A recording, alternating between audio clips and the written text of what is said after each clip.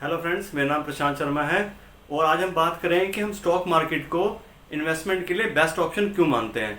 और वो बहुत से लोग जिनको स्टॉक मार्केट के बारे में बिल्कुल भी नॉलेज नहीं है, वो कैसे इस स्टॉक मार्केट में बिना नॉलेज हुए भी इन्वेस्ट करके अपने लिए वेल्थ क्रिएट कर सकते हैं। तो आज हम बात करते हैं कि मान लीजिए हमारे पास कुछ पैसे हैं जो हम इन्वेस्ट करना चाहते हैं। तो एक ऑप्शन तो हम ले सकते हैं बैंक का और दूसरा ऑप्शन हो सकता है स्टॉक मार्केट का। तो मान लीजिए हम 1 लाख रुपए बैंक में इन्वेस्ट करते हैं, चाहे वो एफडी के थ्रू, चाहे हम वो पीपीएफ अकाउंट के थ्रू इन्वेस्ट करते हैं। तो वहां पे क्या होता है, बैंक हमें श्योरिटी देता है कि आपको 7-8 जो भी फिक्स परसेंटेज है उस पर आपको इंटरेस्ट बैंक देगा। तो पहले हम ये जानने की कोशिश करते हैं कि जब हम बैंक में पैसा इन्वेस्ट करते हैं तो बैंक के पास ये रिटर्न कहां से आता है, वो उस पैसे का क्या करता है। तो आप सब लोग जानते हैं बैंक का क्या काम है कि बैंक इंडिविजुअल लोगों से पैसे डिपॉजिट कराता है, अपने पास रखता है और फिर आगे उसको लोगों को लोन पे देता है। वो लोग कोई इंडिविजुअल हो सकते हैं हमारे आपकी तरह, या फिर वो कोई कंपनी हो सकती है। तो होता क्या है कि बैंक ने हमें बोला 8% इंटरेस्ट देने के लिए। तो क्या होगा, अगर बैंक उस पैसे को आगे 12 या 14% पे इंटरेस्ट पे नहीं देगा तो क्या वो अपना प्रॉफिट कमा पाएगा, क्या वो अपने खर्चे निकाल पाएगा? नहीं। तो क्या होता है, हमसे लिया 8% पे और आगे कंपनीज को, इंडिविजुअल्स को लोन पे दिया 12 से 14% के ऊपर। अब ऐसे ही जब हमें ये बात पता है तो कंपनी वालों को पता है कि अगर मैं 12 या 14% पे इंटरेस्ट पे, बैंक से इंटरेस्ट पे, ब्याज पे पैसा ले रहा हूं, तो बट ऑब्वियस है कि अगर वो अपने बिजनेस से उसका प्रॉफिट 15 से 17% या 18% अगर वो नहीं लेगा, मतलब 3-4% का डिफरेंस अगर उसके इंटरेस्ट पे करने में और प्रॉफिट में अगर नहीं होगा, तो क्या वो इंटरेस्ट पे कर पाएगा? नहीं। तो वो लोग क्या करते हैं, उन्होंने 12% पे लिया तो वो कोशिश करते हैं कि हमारा जो प्रोजेक्ट में जिसमें पैसे लगा रहे हैं वो एटलीस्ट हमें 17%, 15% की रिटर्न दे, जिससे हम इजीली हम बैंक का इंटरेस्ट भी पे कर पाए और अपना प्रॉफिट भी ले पाए। तो हुआ क्या, मान लीजिए आज हमने 1 लाख रुपए बैंक में डिपॉजिट करे और वो पैसा उन्होंने रिलायंस कंपनी को दे दिया लोन पे। तो अब क्या होगा, रिलायंस ने उस पर कमाया 15 से 17%, बैंक को अपना प्रॉफिट काट के दिया 12% और बैंक ने हमें अपना प्रॉफिट और खर्चे काट के दिया 8%। तो देखिए कहां हमारा 8% का पैसा था, कहां 17% का प्रॉफिट था। तो मैं आपको यह समझाना चाह रहा हूं कि जब हम स्टॉक मार्केट की बात करते हैं तो हम ये बात कर रहे हैं कि बजाय बैंक को लेके बीच में, हम डायरेक्टली वो पैसा रिलायंस को देके वहां से डायरेक्टली उनसे 17 से 18% की जो उनकी रिटर्न है वो रिटर्न हम ले सकते हैं। अब वो रिटर्न हम कैसे ले सकते हैं? और दूसरी बात ये आती है कि ये तो ठीक है जी, रिटर्न इतनी मिल जाएगी 15%, 17%, जो भी आप कह रहे हो, लेकिन स्टॉक मार्केट में पैसा लगाने के लिए तो एक्सपर्टीज चाहिए होती है। हमें तो स्टॉक मार्केट के बारे में कुछ भी नॉलेज नहीं है। तो मैं आपको बताता हूं, स्टॉक मार्केट में इन्वेस्ट करने के लिए जो मेन प्रॉब्लम आती है वो 2 प्रॉब्लम आती हैं। पहली तो ये कि हमें ये पता होना चाहिए कि कौन सी कंपनी अच्छी है और कौन सी कंपनी में हम पैसा लगाएं। और दूसरी बात प्रॉब्लम ये आती है कि मान लीजिए हमने आज पैसा लगाया और वो कंपनी में कोई प्रॉब्लम आ गई या फिर मार्केट कभी भी गिर जाएगी, तो वो गिर गई। तो इस सिचुएशन से हम लोग घबराते हैं। तो इसका आज मैं आपको सोल्यूशन दूंगा।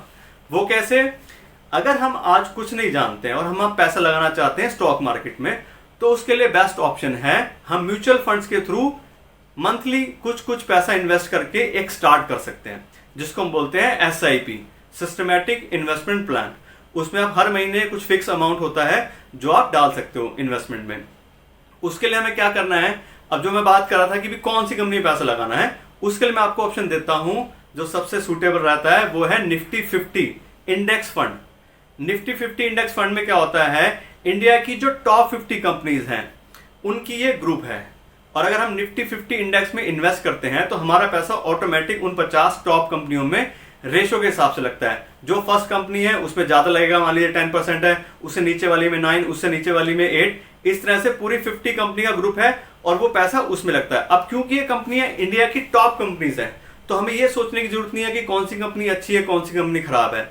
दूसरी बात, मान लीजिए टॉप 50 कंपनीज में से किसी कंपनी के साथ कोई प्रॉब्लम आती है तो उसकी रैंकिंग धीरे धीरे कम होने लग जाती है।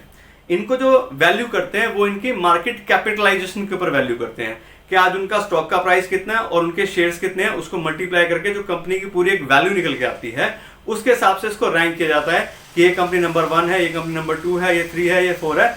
और टोटल हम 50 कंपनियां जो हैं ये सेबी वाले डिसाइड करते हैं और हर 6 महीने में इनका रिव्यू होता है। अगर कोई कंपनी खराब परफॉर्म करती है तो वो धीरे धीरे नीचे आती है, ज्यादा खराब करती है तो वो निफ्टी से बाहर हो जाती है, और जो कंपनियां अच्छा परफॉर्म करती हैं वो निफ्टी में आ जाती हैं।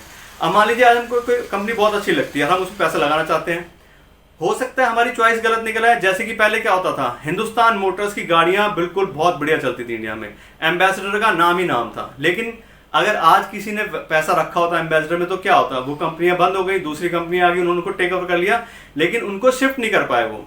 निफ्टी में ऐसा नहीं होता। निफ्टी में कोई कंपनी खराब करती है उसको बाहर निकाल देते हैं, जो कंपनी अच्छा करती है उसको अंदर ले आते हैं। तो पहली हमारी प्रॉब्लम ये सॉल्व हो गई कि हमें कौन सी कंपनी में इन्वेस्ट करना है।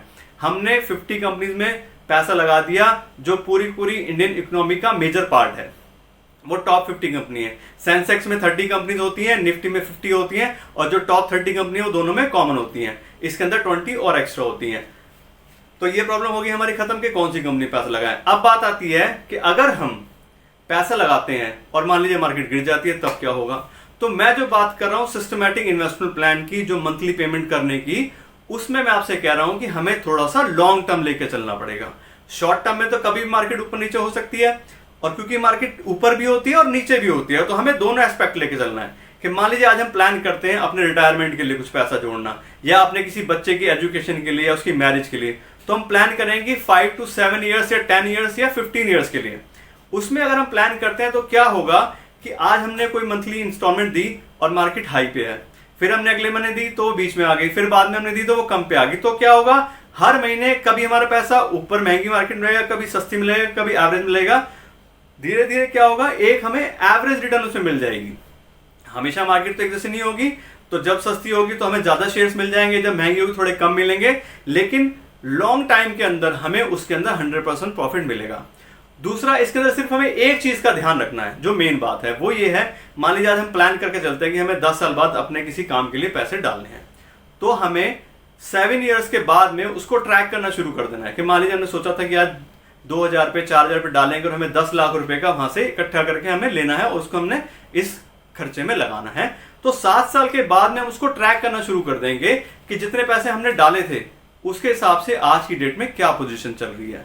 अगर मार्केट ठीक चल रही है और हमारा टारगेट हमें लग रहा है कि अचीव हो गया है या होने वाला है, तो हम उस पैसों को तभी बाहर निकाल लेंगे, अगले 3 साल का वेट नहीं करेंगे। उन पैसों को निकाल के अपने बैंक में रख लीजिए और आप मार्केट से बाहर आ गए, आप मार्केट से सेफ हो गए। अब मार्केट ऊपर जाए नीचे जाए हमें कोई फर्क नहीं पड़ता। या फिर अगर हमें ठीक लग रहा है तो हम पूरे 10 साल बाद उसको आराम से निकाल सकते हैं। या बाई चांस ऐसा हो गया कि ठीक है 10 साल बाद अगर कुछ हमें जब पैसे चाहिए उसमें मार्केट अच्छी है, उसमें निकाल लीजिए, या थोड़ा पहले या बाद में निकाल लीजिए, बस सिर्फ इतना आपको ध्यान रखना है, और अदरवाइज इसमें कोई प्रॉब्लम आपको नहीं आएगी। तो अब बात करते हैं कि इसमें इन्वेस्टमेंट कैसे होता है। आप इन्वेस्टमेंट करने के लिए किसी भी फंड हाउस के पास जा सकते हैं, जैसे कि यूटीआई म्यूचुअल फंड हो गया, एसबीआई म्यूचुअल फंड है, एचडीएफसी, आईसीआई है, सबके पास निफ्टी 50 इंडेक्स फंड होता है, और स्कीम का पूरा नाम है Nifty 50 index fund direct growth. हमें जाना है फंड हाउस के पास, उनको बोलना है हमने इन्वेस्ट करना है जी Nifty 50 index fund direct growth. Direct का मतलब है कि इसमें कोई भी एजेंट इन्वॉल्व नहीं है, आपको कोई कमीशन किसी को पे करने की जरूरत नहीं है। और ग्रोथ का मतलब यह है कि जब हम इन्वेस्ट करते हैं शेयर्स के अंदर, तो कंपनियां साल में एक बार डिविडेंड डिक्लेयर करती हैं, तो जो डिविडेंड मिलता है वो जनरली लोगों के डायरेक्ट अकाउंट में आ जाता है अगर वो शेयर होल्डर हैं, या फिर हम उस डिविडेंड को री इन्वेस्ट कर सकते हैं। तो ग्रोथ का मतलब है कि जो हमें डिविडेंड मिलेगा वो पैसा भी हमारा वापस उसी में इन्वेस्ट हो जाएगा, जिससे हमें और अच्छी ग्रोथ मिलेगी। तो इस तरह से हम इन्वेस्ट करके अपने दोनों रिस्क से बच सकते हैं कि कौन सी कंपनी में लगाना है, और कल को मार्केट डाउन होगी तो क्या होगा। अब क्योंकि वो पैसा हमने अलग रखा था, अगर मार्केट डाउन भी होती है तो पैसा, तो अगर हम 2 महीने बाद देखते हैं मार्केट डाउन है तो कोई प्रॉब्लम, हमें पैसा 5 साल बाद चाहिए, 10 साल बाद चाहिए, तो तब हम देखेंगे, उससे थोड़ा पहले से ट्रैक करना शुरू कर देंगे उसको, तो हमें कोई प्रॉब्लम नहीं आएगी। तो इस तरह से बड़े सिंपली हम कर सकते हैं इस काम को। मैंने आपको जो बताया है Nifty 50 index fund direct growth, किसी भी आप म्यूचुअल फंड में जाकर के अपना एक अकाउंट खोल सकते हैं। नॉर्मल केवाईसी आपको वहां डॉक्यूमेंट देने होंगे, पैन कार्ड, आधार कार्ड, फोटोग्राफ और चेक, और हर महीने आप जो डेट बताएंगे उस पर आपको मंथली ईएमआई आपके टाइप से लगती रहेगी, और आपका पैसा ऑटोमेटिक उन 50 टॉप कंपनीज में इन्वेस्ट हो जाएगा। ठीक है, थैंक यू सो मच।